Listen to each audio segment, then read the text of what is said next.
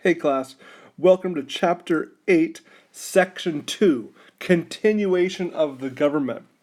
So George Washington is in office for 8 years. He serves 2 terms and willingly chooses to not run for a third term. He most likely would have won that third term, and he sets a precedent in American history that presidents would only serve 2 terms, and that would go on for about 140 years until a president tries to go for more than 2 terms.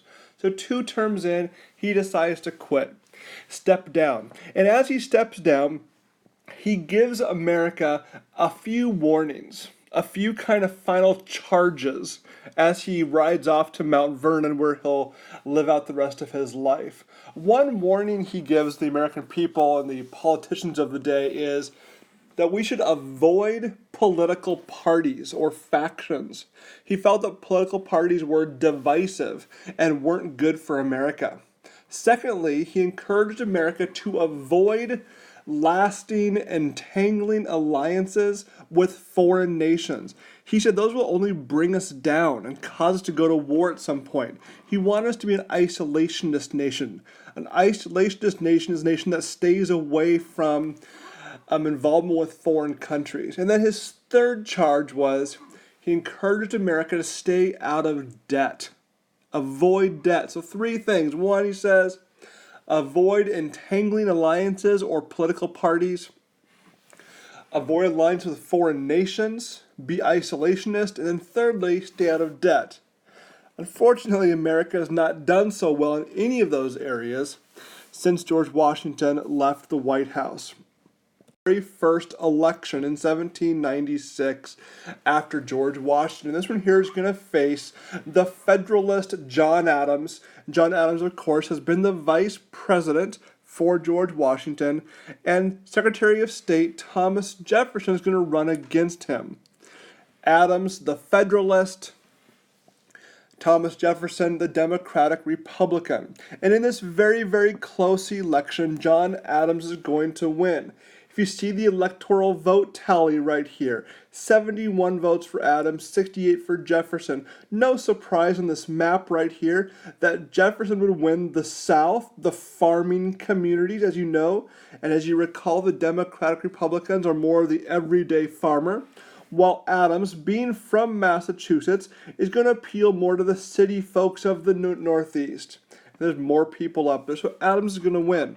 Now, back in the way the Constitution was originally written, the person who came in second place would also become the vice president. Very unique, very interesting. And so Thomas Jefferson's going to be Adams's vice president. Pretty unique. And I have a picture here of Abigail Adams in the bottom right. A pretty phenomenal woman that we'll look at more in class, but a true partner with her husband John Adams, an intellectual equal, and an important contributor, of course, to her family, but also to her country, and we'll look at her more in class. Well, it wasn't easy for a person to follow George Washington and become the second president. It was very difficult for Adams to kind of live up to that shadow that Washington had created. And so he kind of suffered through that and had a fairly insignificant presidency. He didn't do a whole lot good or bad during his time in office. Adams was a very faithful servant to the United States and did whatever he was asked to do faithfully and honorably. One thing that really hurt him was Alexander Hamilton, who was a Federalist like Adams, but Hamilton kind of undermined Adams whenever he could, and that really hurt Adams, kept him from being more successful. There were some challenges that while Adams was in office, and that had to do between the United States and France. If you recall to the last section, and the whole Jay Treaty. Remember how the Jay Treaty said that America would trade less with France and more with Britain? Well, that upsets France. So now France is going to begin to seize American ships, seize American sailors. They're going to capture some 300 American sailors. And of course, we're furious about this. We're stuck in the middle of a French-British feud, and we really can't win. So America sends over Charles Pinckney right here. Pinckney's going to go over and try to negotiate a treaty, a settlement with France. This does not go very well. It leads to the XYZ affair. When Pinckney travels to France to meet with France, he is stopped by three men.